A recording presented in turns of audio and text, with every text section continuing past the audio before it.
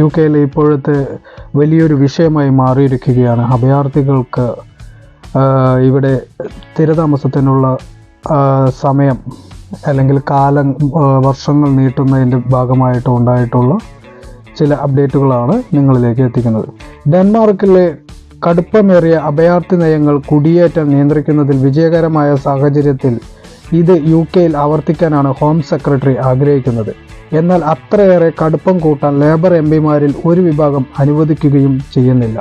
എന്നിരുന്നാലും ഒരു തലമുറയ്ക്കിടെ കാണാത്ത തരത്തിലുള്ള അടിസ്ഥാനപരമായ മാറ്റങ്ങളാണ് നടപ്പിലാക്കുന്നതെന്ന് ഹോം സെക്രട്ടറി അറിയിക്കുകയുണ്ടായി.